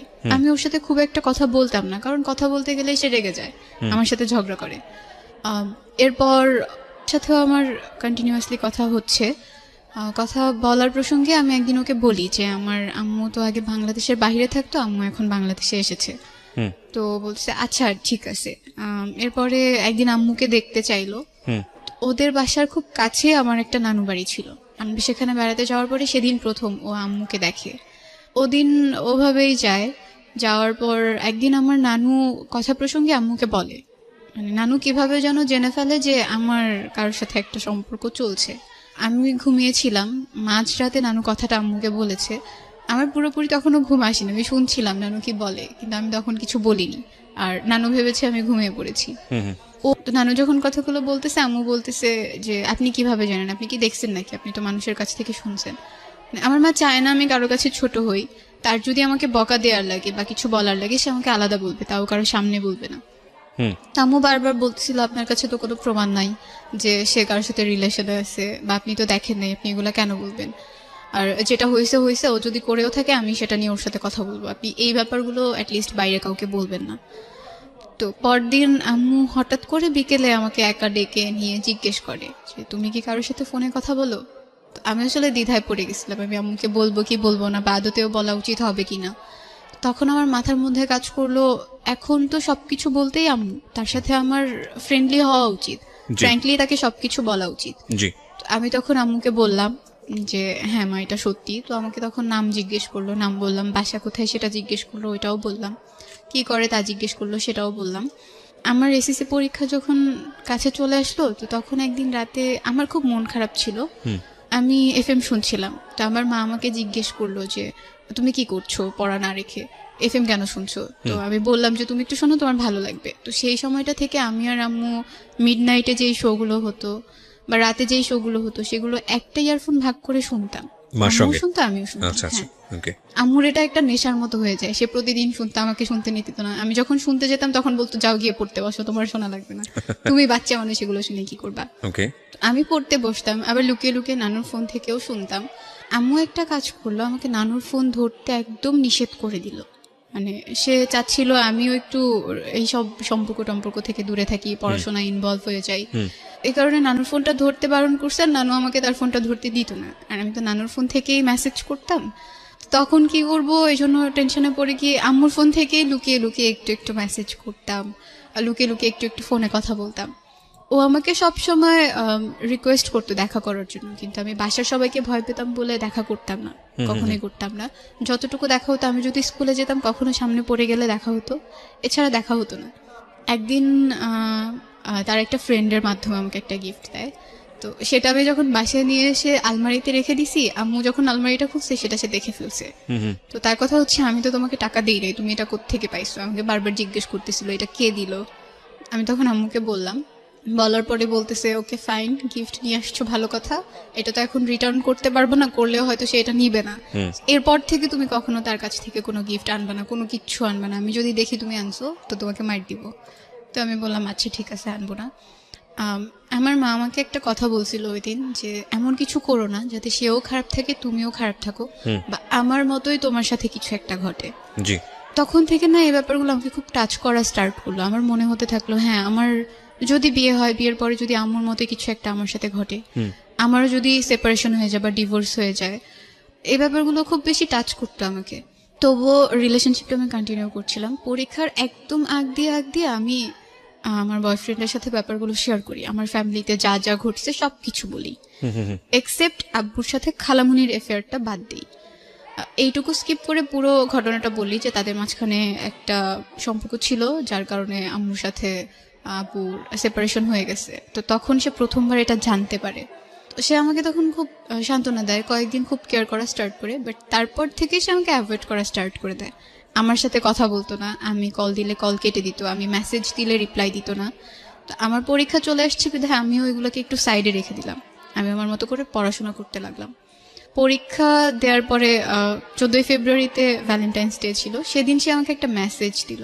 এই পরীক্ষা চলাকালীন তার সাথে আমার কোনো কথা হয়নি, তো মেসেজ দেওয়ার পরে শুধু সেই দিনটাই কথা হয়েছে রাতে মেসেজে। তো এর মাঝখানে আমার ভাইয়া পড়াশোনা টোটালি ছেড়ে দিছে বলে আম্মু ডিসাইড করে যে ওকে বাংলাদেশের বাইরে পাঠিয়ে দিবে। আমার আঙ্কেল থাকে মালয়েশিয়া, তো তার সাথে কথা বলে ভাইয়াকে মালয়েশিয়া পাঠিয়ে দেওয়া হয়। তখন আমার পরীক্ষা চলছে, আমার একটু মন খারাপও ছিল ভাইয়া চলে গেছে। তো এটা নিয়ে ওর সাথে আমার মাঝে মাঝে কথা হতো যে ভাইয়া চলে গেছে, এখন তো কারোর সাথে আমি ঝগড়াও করতে পারি না, গল্প করার মতো কেউ নাই, সো খারাপ লাগে, আর আমি একদম একা হয়ে গেছি। পরীক্ষা বলে কোনো ফ্রেন্ডও আমাকে সময় দিতে পারে না, কারোর সাথে কথাও হয় না। তো সে একটু কোম্পানি দিত আমাকে, যতটুকু পারতো দিত। আচ্ছা। তো আমার যেদিন রেজাল্ট পাবলিশড হয় সেদিন সবার প্রথমে ওই আমাকে আমার রেজাল্টটা জানায়। তো আম্মুর ফোনে কল দিছে, তো আম্মু ভাবছে আমার কোনো ফ্রেন্ড মেবি, আম্মু আমাকে দিয়ে দিছে। তো আমি যখন বললাম আমার রেজাল্ট পাবলিশড হয়েছে আম্মু, সিজিপিএ এত, তো আম্মু বলতেছে কে কল দিছে। তো এখন তো বলতে পারতেছি না সে কল দিছে। তো আম্মু জিজ্ঞেস করতেছে তোমার ফ্রেন্ড কল দিছে, তোমার ফ্রেন্ডের রেজাল্ট দেয় নাই? বলছি না, ওর রেজাল্ট এখনো পাইনি। তো রেজাল্ট পাবলিশড হওয়ার পরে ডিসাইড করতেছিল সবাই আমাকে কোথায় রাখবে, কোথায় ভর্তি করবে। আমার ইচ্ছে ছিল ঢাকায় ব্যাক করার, ঢাকাতেই পড়ার, বাট আম্মু চাচ্ছিল না, কারণ থাকা খাওয়ার একটা প্রবলেম হবে, আর সে মেয়েদের কোনো হোস্টেলেও আমাকে রাখবে না। মানে গ্রামের মানুষের একটা ধারণা হচ্ছে হোস্টেলে থাকা মানে মেয়েরা খারাপ হয়ে যায়। শরীয়তপুরে একটা মহিলা কলেজ আছে, সেখানে আমাকে ভর্তি করা হয় আমার একদম অনিচ্ছার বাইরে, আম্মু সবকিছু করে। তো ওখানে আমি যখন ভর্তি হই, বাসা থেকে কলেজে যেতে প্রায় 1 ঘন্টা লাগতো, বাট অনেকটা জার্নি করতে হতো। সো আম্মু চাচ্ছিল না যে আমি বাসায় থাকি, আর মামারাও অনেক কিছু বলতো, মামুনি অনেক কিছু বলতো, আমার বড় মামি যে, এজন্য কেউ চাচ্ছিল না যে আমি বাসায় থেকে পড়ি। আমাদের কলেজের একটা হোস্টেল আছে, তো আম্মু আমাদের যে হোস্টেল সুপার ছিল তার সাথে কথা বলে আমাকে ওখানে ভর্তি করে দেয়। আমি প্রথম 1 মাস বাসা থেকে কলেজটা কন্টিনিউ করি, এরপরে হোস্টেলে উঠে যাই। আমার যখন রেজাল্ট পাবলিশড হয় আর আমি কলেজে ভর্তি হব, তার 2 দিন আগেই আম্মু আবার জর্ডানে চলে যায়। ওকে। তো চলে যাওয়ার পরে আমি 1 মাস কলেজ থেকে বাসায় যাতায়াত করতাম। পরে যখন আমি চলে গেলাম, তো আম্মু নানুর সাথে কথা বললো, মানে মামারা চাচ্ছিল যে নানু ঢাকায় চলে যাক, নানু ঢাকায় গেলে নানুকে তারা দেখবে, কিন্তু যদি নানু এখানে থাকে নানুকে তারা খাবার টাবার কোনো কিছু দিবে না। সো আম্মু নানুর সাথে একদিন কথা বললো, কথা বলে জিজ্ঞেস করলো আপনি কি চান, আপনি যদি চান ঢাকায় যেতে আপনি যেতে পারেন, কিন্তু যদি এখানে থাকেন আপনার সব দায়িত্ব আমি নিব, ওটা আপনার ভাবা লাগবে না। তো নানু ডিসাইড করলো যে সে গ্রামেই থাকবে, সে ঢাকাতে মামাদের বাসায় যাবে না। আম্মুই তখন থেকে নানুর দেখাশোনাটা করে আসতেছে। আমি কলেজে ভর্তি হয়ে গেলাম। 2016 ডিসেম্বরে স্কাউট ক্যাম্প হয়, আমাদের কলেজ থেকে স্কাউট ক্যাম্পে যাওয়া হয়। তো আমরা মোট 16 জন গেছিলাম। তো ওখানে গিয়ে রোভার মুডে আমাদের কলেজ থেকে যে 8 জন সিলেক্ট করা হয় সেই 8 জনের মাঝখানে আমিও ছিলাম। হুম তো রোভার মুডে গিয়ে আমাদের পাশের তাঁবুতেই কিছু ছেলেরাও ছিল, মেয়েরাও ছিল। তো আমি একদিন, ওরা আমাদের কাছ থেকে একটা পানির পট নিছে, তো সেটা আনার জন্য যখন ওদের তাঁবুর ভেতরে যাই, একটা ছেলে ওখানে শোয়া ছিল। তো সে কিছু একটা বলছে, আমি ওটা শুনিনি, আমি ওখান থেকে বের হয়ে চলে আসি। আমি একটু ফ্ল্যাশব্যাকে যাব, এর মাঝখানে ওর সাথে টোটালি আমার কথা অফ হয়ে যায়। আমরা কোরবানির ঈদের পরে একবার দেখা করছিলাম, তো যেদিন দেখা করি সেদিন আমরা বাইরে দেখা করি, সেটাই তার সাথে আমার বাইরে প্রথমবার দেখা। তো দেখা করার পরে ভালোই ছিল দিনটা, আমরা ফুচকা খেয়েছি, ঘুরেছি। এরপরে যখন আমি বাসায় আসলাম সেদিনও সে আমার সাথে কথা বলছে। এরপরে সে আমার সাথে একদম টোটালি কথা বলা অফ করে দিছে। আমি তাকে 1000বারও ফোন দিছি, সে কখনো আমার কল আর পিক করে নাই, আমার সাথে টোটালি কোনো যোগাযোগ করে নাই। আমি যখন হোস্টেলে চলে গেছি তখনও সে আমার সাথে আর যোগাযোগ করে নাই। ইভেন সে কেন আমার সাথে কথা বলতেছে না সেটার কোনো রিজনও সে তখন আমাকে দেয়নি। ওকে। তো যখন স্কাউট ক্যাম্পে গেলাম, ওখানে অনেক ছেলে কথা বলতে আসতো, কিন্তু কারোর সাথে আমি কথা বলতাম না। মানে আমার মনে হচ্ছিল ছেলেদের প্রতি আমার কেমন যেন একটা অ্যালার্জি তৈরি হয়ে গেছে, আচ্ছা। ওদের কাছ থেকে একটু দূরে থাকতাম। ওকে। ওখান থেকে যেদিন চলে আসলাম সেদিন আমার একটা ফ্রেন্ড ছিল হোস্টেলের, ও আমাকে একটা ছেলের কথা বললো যে তোমাকে পছন্দ করে, তোমার সাথে কথা বলতে চায়। তো আমি বলছি না, আমার নাম্বার টাম্বার দিও না, আমার কথা বলতে ইচ্ছে করে না, আমি কথা বলবো না। তো সেদিন আমরা একসাথেই ঘুমাই, তো একসাথে একদম স্কাউট ক্যাম্প থেকে এসে সেই সকালবেলা ঘুমাইছি, ঘুম ভাঙছে রাতে, মনেই ছিল না কখন সকাল পেরিয়ে দুপুর পেরিয়ে গেছে। তো ওর ফোনে ফোন দেয় সেই ছেলেটা, যে ছেলেটা ওর কাছে বলছে। তো ওই ছেলেটা ওকে ফোন দেওয়ার পরে ও বলে, আমাকে খুব রিকোয়েস্ট করে যে তুমি 5 মিনিট কথা বলো, তোমার সাথে কথা বলতে চায়। তো আমি 5 মিনিট তার সাথে কথা বলার পরে সে সবকিছু বলার পরে আমার ফোন নাম্বার চাইলো, আমি তাকে আমার কন্ট্যাক্ট নাম্বার দেইনি। তো আমি তাকে একটু অ্যাভয়েড করে থাকলাম, আমার ফ্রেন্ডের রুমে আমি কম যেতাম, কারণ আমার মনে হতো আমি যদি ওর রুমে যাই ও হয়তো আমাকে বলবে ওই ছেলেটার সাথে কথা বলতে। So, তারপরের দিন আবার এরকম কথা বললো। তো কথা বলার পরে আমার মনে হলো যে আচ্ছা একটু কথা বলে দেখি কেমন, এতবার যখন রিকোয়েস্ট করছে কথা বলি। মানে তখন কি তোমার মুশির সঙ্গে সম্পর্কটা আছে? না, নাই। আচ্ছা, ওকে, ঠিক আছে, বল। তো ওর সাথে কথা বললাম, 2-3 দিন কথা বললাম। এরপরে আমাদের হোস্টেলটা ছুটি দিয়ে দিছে, ফার্স্ট ইয়ার ফাইনাল এক্সাম শেষ, এজন্য ছুটি দিছে। তো আমরা সবাই বাসায় যাব হোস্টেল থেকে। তো যেদিন আমি বাসায় যাব, আমার ফ্রেন্ড যে ওই ছেলেটাকে বলে রাখছে যে তুমি আসবা, ওর সাথে তোমাকে দেখা করে দিব, এটা আমি জানতাম না। আর ওই ছেলেটাকে, সেটাও আমি জানতাম না। আমাদের পাশের তাঁবুতেই নাকি ছিল, আমি তখনও তাকে দেখিনি। পরে আমরা যখন বাসায় যাব তখন আমার ফ্রেন্ড ওকে ফোন দিয়ে আসতে বলে, ওর সাথে ওর 2টা ফ্রেন্ডও আসে। সেদিন আমি ওকে প্রথম দেখি, মানে আমার মনে হয়নি যে স্কাউট ক্যাম্পে যে 5 দিন ছিলাম, এই 5 দিন আমি তাকে একবারও দেখেছি। আমার একবারের জন্য মনে হয়নি, কেমন যেন অপরিচিত অপরিচিত মনে হচ্ছিল। তো আমরা তখন ডিসাইড করলাম বাসায় যাওয়ার আগে আমরা ঘুরতে যাব। তো শরীয়তপুরে একটা পার্ক আছে নড়িয়াতে, সেই পার্কে গেলাম, সবাই ঘুরলাম, অনেক ছবি টবি তুললাম। তো সেখান থেকে বাসায় চলে আসলাম, বাসায় এসে আমার ফোন থেকে কথা বললাম। তো কথা বলার পরে সে তো অনেক আগে প্রপোজ করে ফেলেছিল, বাট আমি তখন তাকে কিছু বলিনি। আমার ইচ্ছে ছিল এমনিতে কয়েকদিন কথা বলবো, এরপরে কথা বলা অফ করে দিব, আমার কোনো রিলেশনশিপে যাওয়ার ইচ্ছে ছিল না। তো হোস্টেল থেকে আবার যখন ব্যাক করলাম, আমি তখন শুধু একটা এয়ারটেল সিম কার্ড ইউজ করতাম, তার ছিল জিপি। তো কল রেট বেশি জিপিতে, তো সে আমাকে বললো একটা জিপি সিম কিনে নিতে। আমি আমার খালামুনিকে দিয়ে একটা জিপি সিম রেজিস্ট্রেশন করে কিনে নিলাম। তো আবার যখন হোস্টেলে ব্যাক করলাম তখন জিপি সিম থেকে কথা হতো। একদিন রাতে আমি তাকে সবকিছু শেয়ার করব ভাবলাম, কারণ আমার মনে হচ্ছিল মুশির সাথে আমার ব্রেকআপটা হয়তো আমার ফ্যামিলি পারসেপশনের কারণেই হয়েছে। তো এই জন্য আমি চাইলাম এবার যদি আমি কোনো রিলেশনশিপে যাই, এইগুলোর জন্য যেন কোনো প্রবলেম আমাকে ফেস করতে না হয়। যদি সে সবকিছু মেনে রিলেশনটা কন্টিনিউ করতে চায় করবে, আর যদি সে না চায় এখন থেকেই বাদ দিয়ে দিব কথা বলবো না। তো আমার আগে যে রিলেশন ছিল সেটা বলেছি, এখনো যে তার সাথে আমার ফাইনালি ব্রেকআপ হয়নি এটাও বলেছি। আর আমার বাবা মার যে ব্যাপারগুলো ছিল সেগুলোও বলেছি। আমি নানু বাড়িতে থাকি, হোস্টেল থেকে যখন আমি বাসায় যাই আমি নানু বাড়িতেই যাই, এগুলোও তার কাছে বলেছি। মানে তুমি তোমার ব্যাকগ্রাউন্ড, বাবা মার বিষয় সমস্ত কিছু তাকে বলে নিয়েছো? সমস্ত কিছু বলেছি। আচ্ছা, এজন্যই বলেছি কারণ পরে এটা কি মুশি জানতো তোমার এই বিষয়গুলো? হ্যাঁ, কারণ সে তো তোমার কাজিনের এক ফ্রেন্ডই হয়, ক্লোজ ফ্রেন্ডই হয়। জানতো। ওকে, হ্যাঁ। তো ওকে বলার পরে ও বললো ওকে ফাইন, আমার এগুলো নিয়ে কোনো প্রবলেম নাই, আর আমি আমার বাসায় কখনো এগুলো জানতেও দিব না, ওইভাবে সবকিছু প্রেজেন্ট করবো যাতে তারাও এই ব্যাপারগুলো না জানতে পারে। তো আমি মেনে নিলাম, ওকে ফাইন। তো কথা বলতাম, আমি যেটা করতাম যে মুশির সাথে যখন রিলেশন ছিল আমি ফোনে কথা বলতাম না, ও চাইতো ফোনে কথা বলতে, আমি কখনো বলতাম না, বা ওর সাথে আমি দেখা করতাম না। আর এবার যেটা করা স্টার্ট করলাম যে আমি ফোনে কথা বলতাম, যতটুকু পারতাম ফোনে কথা বলতাম। আমি যখন বাসায় যেতাম, বাসায় তো একাই যেতাম, যাওয়ার সময় তার সাথে আমি দেখা করে তারপরে বাসায় যেতাম, যাতে ও কখনো এই জিনিসগুলোর জন্য আমাকে না বলতে পারে যে না তুমি তোমার সাথে ফোনে কথা বলো না, দেখা করো না। আমি চাইনি এই জিনিসগুলোর কারণে এই রিলেশনটাও নষ্ট হয়ে যাক। সবকিছু ভালোই চলছিল। তো আমার একটা রুমমেট আপু ছিল, সে আমাকে মানে ও খুব বেশি ফোন দিত বলে আমার রুমমেট আপু একদিন আমাকে বললো জাস্ট 6 মাস যেতে দাও, এই জিনিসগুলো আর থাকবে না এরকম, প্রথম প্রথম তো এই জন্য এত ভালো লাগতেছে। ওকে, তো আমি ওকে বলি কথাটা যে আপু তো এরকম এরকম কিছু একটা বলতেছে, এটা কি সত্যি নাকি 6 মাস গেলেই এরকম সবকিছু চেঞ্জ হয়ে যাবে? তো সে খুব বলতো না না চেঞ্জ কেন হবে। তো তার বাসা থেকে সে সবসময় খুব প্রেসারে থাকতো, খুব কনজারভেটিভ একটা ফ্যামিলি ছিল। মাগরিবের আজানের পরে সে কখনোই বাইরে থাকতে পারতো না। কিসে পড়তো ছেলেটা? ডিপ্লোমায় পড়তো, ডিপ্লোমায় ফার্স্ট পড়তো। ইয়ারে পড়তো তখন। ওকে, তোমাদের দুজনের দেখা সাক্ষাৎ হয়েছে, কথাবার্তা হয়েছে। হ্যাঁ। তুমি কি তোমার পাস্টটা বলেছো যে তোমার লাইফে আরেকজন ছেলে ছিল? হ্যাঁ, বলেছি। ওটা বলেছো। তার লাইফের পাস্টটা তুমি জানতে? জানতাম, তার কোনো গার্লফ্রেন্ড relationship ছিল না বা কোনো রিলেশন, তুমি ফার্স্ট হ্যাঁ। তার জীবনে। ওকে, ইটস আ মেন্টাল কমপ্লেক্স একটা সিচুয়েশন। তখন তোমার মা জর্ডানে, হ্যাঁ। বাবার সঙ্গে যোগাযোগ নেই তোমার, না। ভাইও তোমার সঙ্গে থাকে না। না, ভাইয়া মালয়েশিয়াতে থাকে। ওকে, তো তোমার তো তুমি বয়ঃসন্ধিকাল পার করছিলে, এখন তো তুমি বুঝো, ইনফ্যাক্ট তুমি এখনো কিছুটা আছে, কারণ মাত্র 17.5 বছর বয়স। এই সময়টাতে মানুষের ব্যক্তিত্বর একটা অনেক বড় পরিবর্তন আসে, শারীরিক পরিবর্তন আসে। এই বিষয়গুলো নিয়ে তুমি কার সঙ্গে শেয়ার করতে? মানে থাকে না যে পরিবারের সবচেয়ে কাছের মানুষের সঙ্গে মনের বিষয়গুলো শেয়ার করা বা অন্যান্য সাপোর্ট গুলো পাওয়া, এগুলো কি তোমার নানুর সঙ্গে তুমি শেয়ার করতে? না না, তাহলে? নানুর সাথে খুব একটা শেয়ার করতাম না। আমার ছোটবেলায় তো আম্মুকে আম্মুই বলে ডাকতাম, আমার সেজু খালামুনি যিনি ছিল তাকে আমি মা বলে ডাকতাম। আচ্ছা, তো খালামুনি এখন পর্যন্ত আম্মুর পরে সবচেয়ে বেশি আপন মানে আমার। তোমাকে সামহাউ সে সাপোর্টটা দিয়েছে। হ্যাঁ, সব সময়। ইউ আর লাকি এনাফ যে তুমি ফ্যামিলির কোনো একজন মেম্বারের কাছ থেকে সাপোর্ট গুলো পেয়েছো। আমি প্রশ্নটা এই কারণেই করেছি যে অনেক মেয়ের ভাগ্যেই সেটা বাংলাদেশে জোটে না, এটা এই পারিবারিক কমপ্লেক্সিটির কারণে।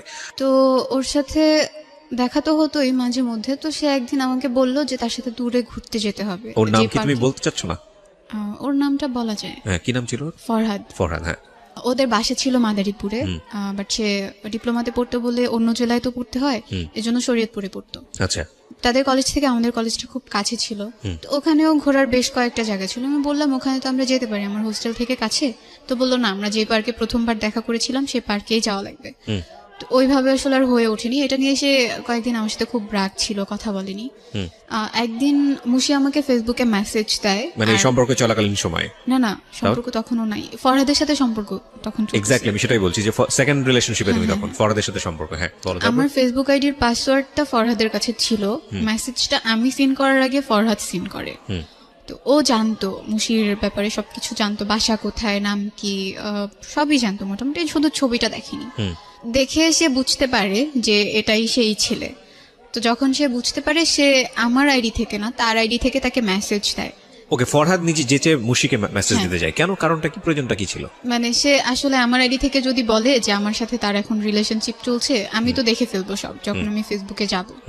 এই জন্য সে তার আইডি থেকে মেসেজ দিয়ে সব বলে যে ওর সাথে এখন আমার রিলেশন চলছে, আপনি ওকে আর নক দিবেন না। আচ্ছা আচ্ছা। তো এগুলো আমাকে মুশি পরে বলে, আমার একটা ফ্রেন্ডের মাধ্যমে আর কি আমি জানি যে হ্যাঁ এরকম এরকম কিছু একটা হয়েছে। তো আমার খুব রাগ লাগে ফরহাদের উপর যে কেন এটা ওকে বলার কি দরকার ছিল, ওর সাথে যেচে কথা বলার কি দরকার ছিল, না বললেও তো পারতো, রাইট। এটাকে এড়িয়ে গেলেও পারতো। সে সব সময় যেচে ওকে নক দিত, কি করে, কোথায় আছে, কি করতেছে, আমাকে আর নক দিচ্ছে কিনা, আমার ফোনে কথা বলতেছি কিনা, এগুলো সবকিছু সে চেক করতো। তো আমার জিপি নাম্বারটাও ছিল মুশির কাছে, সেজন্য সে করলো আমাকে সিমটাই চেঞ্জ করে ফেলতে বললো। তো আমি আমার সিম কার্ডটা চেঞ্জ করে ফেলছি তার জন্যই আবার। জি। এরপরে আবার সবকিছু ঠিকঠাক চলতেছে। সে সবকিছুতে না খুব সন্দেহ করা স্টার্ট করলো, আগে যেমন ছিল এই সেরকম ছিল ফরহাদ? না। হ্যাঁ, ফরহাদ, আচ্ছা। ফরহাদ। তো আমার ব্যাপারগুলো খুব গায়ে লাগতো যে কেন আমি রিলেশন করি বলে আমার কোনো স্বাধীনতা থাকবে না, আমার ফ্রেন্ড আছে, সে ছেলেই হোক মেয়েই হোক, তার সাথে আমি কথা বলবো না। আর যেহেতু আমার ফেসবুক আইডির পাসওয়ার্ডটা তার কাছে আছে, সে তো দেখতেছে আমি কার সাথে কথা বলতেছি, কি কথা বলতেছি, আর সবকিছুই সে দেখতেছে। আমি এগুলো নিয়ে তার সাথে বেশ কয়েকবার কথা বলেছি, যখনই কথা বলতাম তখনই সে রাগ হয়ে যেত আর আমাকে একটা কথাই বলতো যে তোমার সাথে রিলেশন করা আমার জীবনে সবচেয়ে বড় পাপ। একদিন মানে কথা প্রসঙ্গে বলতে বলতে সে একদিন আমাকে বলে উঠলো যে আমার মা তো কখনো তোমাকে মেনে নিবে না, তুমি যে ফ্যামিলির মেয়ে, যেমন একটা ফ্যামিলি ব্যাকগ্রাউন্ড আছে তোমার, এই ফ্যামিলির মেয়েকে তো কেউ কখনো বিয়েই করবে না, আর আমি আমার পাশে তোমাকে নিয়ে কিভাবে দাঁড়াবো। তো তখন আমি তাকে বললাম যে রিলেশনের আগে তো আমি এগুলো সব বলে নিছি, এমন না যে আমি বলিনি, তো এখন কেন এইসব কথা আমাকে শুনতে হচ্ছে? তো বলছে তোমার যদি ভালো না লাগে তুমি রিলেশন না রাখো, আমার সাথে আমার কোনো প্রবলেম নাই। তখন আমার সেকেন্ড ইয়ারে উঠে যায় আর কি, আমার পড়াশোনার প্রেশারটা অনেক বেশি বেড়ে যায়, কারণ সেকেন্ড ইয়ারে খুব একটা সময় পাই না আমরা। ওর খুব ইচ্ছে ছিল, ফরহাদের খুব ইচ্ছে ছিল ডিফেন্সে জব করার। ওকে। সে আর্মিতে জবের জন্য খুব একটা ট্রাই করতে থাকে, তার হয়েও যায়। হয়ে যাওয়ার পরে জানুয়ারিতে, এই যে 2019-এর জানুয়ারিতে তার ট্রেনিংয়ে যাওয়ার কথা।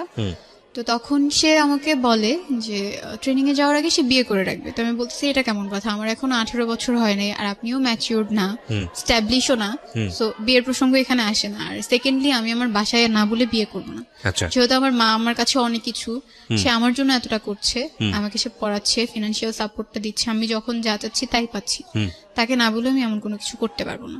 সে বললো যে না আমরা পরে বলবো, সমস্যা হবে না, বাট এখন বিয়েটা করে রাখবো। আচ্ছা। তো আমি একদমই মত দিইনি এটাতে।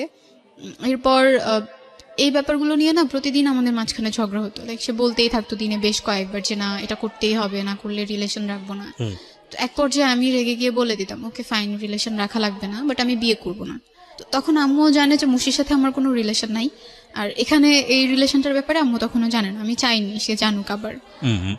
এরপরে সে একদিন আমাকে অফার করে আমি যদি তাকে বিয়ে না করি তার সাথে আমার ফিজিক্যাল রিলেশনে যেতে হবে। এটা অফার করে? হ্যাঁ। আমার মানে খুব খারাপ লাগছিল যে কেন বিয়ে না করলেই কি এটা করতে হবে, এমন তো কোনো কথা নেই। তো সে আমাকে বলল যে তুমি তো তোমার আগের রিলেশন যার সাথে ছিল তার সাথে অনেক কিছু করে বেড়েছো, আমি তো সবই জানি। এই কথাটা যখন সে আমাকে বলছে তখন আমি তাকে জিজ্ঞেস করলাম কিভাবে জানেন, কি করে বেড়াইছি, কি প্রুফ আছে আপনার কাছে, সেগুলো আমাকে দেখাতে হবে। তো বলতেছে না আমি কেন দেখাবো, আমি শুধু জানি যে হ্যাঁ অনেক কিছু হয়েছে, আর সেই তো আমাকে সবকিছু বলছে। তো ব্যাপারটা আমার খুব ইগোতে লাগে যে কেন আমাকে এভাবে সে বলবে। তো আমি তখন মুশির সাথে কথা বলি এই ব্যাপারটা নিয়ে, আর ওকে তখন আমি প্রথমবার বলি এই রিলেশনটার ব্যাপারে, এর আগে আমি নিজে কখনো ওকে গিয়ে বলিনি। তো অনেকদিন পরে এইসব ব্যাপার নিয়ে কথা বলাতে ও খুব একটা ইন্টারেস্ট দেখাচ্ছিল না এই ব্যাপারগুলো নিয়ে কথা বলাতে, যেহেতু তার সাথে আমার অনেকদিন পর কথা হচ্ছে। তো ওকে জিজ্ঞেস করার পরে ও জাস্ট বললো যে না তার সাথে আমার কথা হয়নি, একদিন জাস্ট আমাকে বলছে তোমার সাথে তার রিলেশন চলতেছে, এইটুকুই। এরপরে আমি তাকে ব্লক করে দিছি, এছাড়া তার সাথে আমার কোনো কথাই হয়নি। তো পরে বুঝতে পারলাম যে ফরহাদ এগুলো বানিয়ে বানিয়ে বলছে। আচ্ছা। এরপর আমি যখন ঢাকায় বেড়াতে আসি, ফরহাদও আসে ঢাকায় বেড়াতে, আসার পর 1 ঘন্টা সে আমাকে এই জিনিসটার জন্য ফোর্স করতে থাকে না তোমাকে এটা করতেই হবে যদি তুমি বিয়ে না করো। তো এর মাঝখানে আমার ইন্টারমিডিয়েট পরীক্ষাও চলে আসে, পরীক্ষাটা আমি দেই, আল্লাহর রহমতে পরীক্ষাটা আমার ভালো হয়েছে। তো পরীক্ষা ভালো হওয়ার পরে আমি অ্যাডমিশন টেস্টের জন্য ঢাকায় আসি। ঢাকায় আসার পরে সে ঢাকায় আসে আবার, ফরহাদ ঢাকায় এসে আবার আমার সাথে দেখা করে। তো সেদিন প্রায় 2 ঘন্টার মতো আমি তার সাথে ছিলাম, সেদিনও সে এই একই ব্যাপার নিয়ে কথা বলতেছে। আবার আমি চাচ্ছিলাম একটু ভালো সময় কাটাতে, আমি চাচ্ছিলাম তাকে সব খুলে বলতে, তাকে বোঝাতে যে না এটা করা ঠিক হবে না, এটা কেন করব, আর বিয়েও যদি করি সেটাও পরে করব, এখনো তো বিয়ের বয়স হয়ে যায় না যে এখনই বিয়ে করা লাগবে। এটা বলার পরে সে খুব রাগ করে আমার সাথে, আর আমার সামনে তার ফোনের যে সিম কার্ডটা ছিল সেই সিম কার্ডটা ভেঙে ফেলে। ভেঙে ফেলার পর আমাকে বলে আজকের পর থেকে আমি তোমার সাথে কখনো কথা বলবো না। বললাম ওকে ফাইন, কথা বলা লাগবে না। তার আরো একটা সিম কার্ড ছিল, সেটা দিয়ে আবার আমাকে নক দেয়, আবার অনেক বুঝায়, কিন্তু আমি এই জিনিসগুলো বারবার অ্যাভয়েড করছিলাম। তো আমি তাকে বললাম যে সামনে তো আমার অ্যাডমিশন টেস্ট, এগুলো নিয়ে আমি কোনো প্রেশারের মধ্যে থাকতে চাই না। রোজার ঈদের মধ্যে আমি আবার গ্রামে আসি নানু বাসায় বেড়াতে। জি। নানু বাসায় থাকি 2 দিনের মতো, 2 দিন পরে আমি ঢাকায় যাই, গিয়ে আমি আমার একটা ভাইয়ার বাসায় বেড়াতে যাই ঢাকায়। ভাইয়ার বাসায় যখন যাই আমার প্রচন্ড রকমের জ্বর চলে আসে, প্রচন্ড কাশি আসতো, কাশির সাথে রক্তও পড়তো। তো সবাই ভাবছিল যক্ষা হয়েছে হয়তো। তো এটার জন্য হসপিটালে যাওয়া লাগতো আমার প্রায় প্রতিদিন, কফ পরীক্ষা করা লাগতো, ব্লাড টেস্ট করা লাগতো। একদিন কফ পরীক্ষা করার পর সেটা রিপোর্ট দেয়, তো বলে যে আবারও কফ পরীক্ষা করা লাগবে। আমি কফ পরীক্ষা আবারও করতে যাই, যাওয়ার পরে সেদিন রিপোর্ট নিয়ে জাস্ট গাড়িতে উঠছি, এখন বাসায় যাব। বাসায় যখন যাওয়ার জন্য গাড়িতে উঠলাম, হুট করে আম্মু আমাকে কল দেয়। কল দেওয়ার পরে আম্মু আমাকে বলতেছে তুমি কই। আমি বললাম যে হ্যাঁ আমি এখন হসপিটাল থেকে বাসায় যাচ্ছি। তো আম্মু বলল যে তোমাকে একটা কথা বলবো, তুমি একটু সাইডে গিয়ে আমাকে কল দাও। তো গাড়িতে ছিলাম এই জন্য সাইডে যেতে পারিনি, গাড়ি থেকে নেমে আমি আম্মুকে কল দিলাম। কল দেওয়ার পর আমাকে বলতেছে তোমার বাবা আজকে মারা গেছে। হোয়াট? হ্যাঁ, আমাকে আম্মু তখন বলে যে তোমার বাবা আজকে মারা গেছে। তো তার ভেতরে কথাটা বলার মধ্যে না ওরকম কোনো ফিলিংস ছিল না যে সে কান্না করতেছে, সে ইমোশনাল হয়ে গেছে, এমন কোনো কিছু ছিল না। হুট করে যখন এটা শুনলাম, এর মাঝখানে বাবার সাথে তো আমার কোনো যোগাযোগ ছিল না, আমি জানতামও না যে সে কোথায় আছে, কার সাথে আছে। আম্মু মাঝে মধ্যে নাকি কল দিত, আম্মুর সাথে মাঝে মধ্যে কথা হতো। আম্মুকে বললাম যে আচ্ছা ঠিক আছে, আমি তোমার সাথে পরে কথা বলি, এটা বলে আমি বাসায় চলে আসলাম, ভাইয়াদের বাসায়। তো এর মাঝখানে সবাই জেনে গেছে ব্যাপারটা, সবাইকে বলা হয়েছে। তখন পর্যন্ত না আমার খারাপ লাগতেছিল না, আমার কেন জানি মনে হইতেছিল যে বাবা মনে হয় মরে গেছে, ভালোই হয়েছে। এখন হয়তো বা তাকে কেউ বলবে না যে সে তো খারাপ ছিল, এখন হয়তো বা কেউ তার উপর ভাগ বসাতে আসবে না, বা আমার আম্মুকে আর কোনো কথা শুনতে হবে না। আমি মনে মনে খুশি হয়েছি যে হ্যাঁ মরে গেছে তো ভালো হয়েছে। এখন তো আমি বলতে পারবো সবাইকে যে আমার বাবা মারা গেছে, এখন আমাকে এই কথাটা বলতে হবে না যে আমার বাবা মা সেপারেট, তার আলাদা থাকে। The line is very very important for everybody. যারা ফ্যামিলিতে আছেন, সন্তান যদি আপনার কাছে ইম্পর্টেন্ট হয়ে থাকে, এই কটা লাইন একটু মাথায় রাখেন সারাটা জীবনের জন্য। ওকে, তারপর? এরপর আমি ভাইয়ার বাসায় গেলাম। ভাইয়ার বাসায় যাওয়ার পরে ভাইয়া ভাবছে যে আমি জানি না কিছু, মানে আম্মু যে আমাকে বলছে এটা আমি কারোর কাছে তখনও বলিনি। তো ভাইয়া বলতেছে তোমাকে একটু মিরপুরে যাওয়া লাগবে, তোমার ফুপ্পি যাইতে বলছে। আব্বু তখন ফুপ্পির বাসায় মারা গেছেন। তো আমি ভাইয়াদের সাথে মিরপুরে গেলাম। আমার ভেতরে ওরকম কোনো কিছুই কাজ করতেছিল না যে আমার বাবা নাই, আমার একটা জিনিস হারাই গেছে, এরকম কোনো কিছু আমার ফিল হচ্ছিল না, আমার কান্নাও আসতেছিল না। আমি ফুপ্পি বাসায় যখন যাই, রোডে অনেক জ্যাম থাকার কারণে প্রায় রাত হয়ে যায়, 8টার মতো বেজে যায়। যাওয়ার পরে ওখানে গিয়ে আমাকে প্রথম কথা শুনতে হয় আসছে এখন ঢং দেখাইতে আসছে, বাবা মারা গেছে, তার মধ্যে কোনো কিছুই কাজ করে না, সে এখন রূপ দেখানোর জন্য আসছে, এটা বলতেছিল মেবি আমার কাজিনরা। তো যাওয়ার পরে আমি বাবাকে দেখতে পারিনি, তখন তাকে মাটি দেওয়া হয়ে গেছে কালশি কবরস্থানে। তো ওখানে 5 মিনিটের মতো মনে হয় আমি ছিলাম, এর বেশি আমি থাকিনি। আমি ভাইয়াদেরকে বলে ফুপ্পিদেরকে বলে চলে আসছি, কারণ আমি ওখানে কেন থাকবো, যেহেতু বাবাকে আমি আর দেখতে পারতেছি না, আর ওখানে সবাই বাজে ধরনের কথা বলতেছে, তো চলে আসছি ওখান থেকে। আসার পরে যেটা জানতে পারি যে বাবা নাকি খুব করে চাইতো আমি একবার তার সাথে দেখা করি, সে নাকি আম্মুকে সবসময় বলতো। তো আম্মুও একবার আমাকে বলছিল যে তোমার বাবাকে তোমার ফোন নাম্বার দিব, আর তোমাকে তোমার বাবার ফোন নাম্বারটা দিব, তুমি তার সাথে গিয়ে একবার দেখা করে আসো। তো দেখা হয় নাই, কারণ আমি অসুস্থ হয়ে গেছিলাম, এই জন্য আর দেখাটা করতে পারিনি। তো ওখান থেকে আসার পরে আমার অতটা খারাপ লাগতেছিল না, কেন জানি আমার খুব খুশি লাগতেছিল, অনেক বেশি খুশি লাগতেছিল। আজকে আমি সবার কাছে বলবো যে হ্যাঁ আমার বাবা মারা গেছে, আমি ফেসবুকে একটা স্ট্যাটাস দিব আমার বাবা মারা গেছে। হয়তো আর কোনোদিনও কারো কাছে আমাকে বলতে হবে না, ছোট হতে হবে না যে আমার বাবা আলাদা থাকেন, বা একটা ফ্যামিলির রিজনের কারণেই সে আলাদা থাকেন। তো অ্যাডমিশন টেস্টও প্রায় শেষ হয়, এর মাঝখানে আমার বাসায় একটা বিয়ের প্রপোজাল আসে। তো আম্মু চাচ্ছিল যে বিয়েটা হয়ে যাক, আর এর মাঝখানে ফরহাদের সাথেও রিলেশনটা চলছে কোনো রকম। ওইভাবে কথা হতো না, মাঝে মধ্যে কথা হতো, মাঝে মধ্যে সে নক দিত, আর যখনই একটু ভালোভাবে কথা বলতাম তখনই সে আবার সেই বিয়ে, ফিজিক্যাল রিলেশনশিপ এগুলোকে টেনে নিয়ে আসতো। তো এই জন্য আবার 2-3 দিন পর কথা বলতাম, একসাথে কথা বলতাম না। তো আম্মু হচ্ছে যখন বিয়ের জন্য আমাকে প্রেশার দিচ্ছিল, আমি তখন আম্মুকে সবকিছু বুঝায় বলি, আমার যা যা বলার ছিল সবই বলি, যে না আমি পড়তে চাই, আমাকে পড়তে হবে, তোমার জন্য কিছু একটা করতে হবে। আর সোসাইটিতে এমন একটা জায়গায় গিয়ে আমরা দাঁড়াবো, তখন আমাদের পাস্ট টেনে কেউ আর আমাদেরকে কোনো কিছু বলবে না। তোমার ভাইটার কি অবস্থা হলো ওই সময়টা? ভাইয়া তখনও মালয়েশিয়াতে আছে। তখন মালয়েশিয়াতে? হ্যাঁ, আচ্ছা। ওখানে আছে, ফোন দেয়, মাঝে মধ্যে কথা হয়। তো এর মাঝখানে ফরহাদ যখন আমাকে প্রচন্ড প্রেশার দিচ্ছিল, আর আমার ফ্যামিলি নিয়ে সে কন্টিনিউয়াসলি আমাকে এক একটা বলতো, আমি তখন ডিসাইড করি এই রিলেশনশিপটা আমি এনিহাও শেষ করে দিব, কন্টিনিউ করব না। মানে ফ্যামিলি নিয়ে বলতো, মানে তোমার বাবা মার সেপারেশন নিয়ে এসে বলতো? সব সময় বলতো, প্রত্যেকটা কথায় কথায় আমাকে এই ব্যাপারটা নিয়ে কথা বলতো।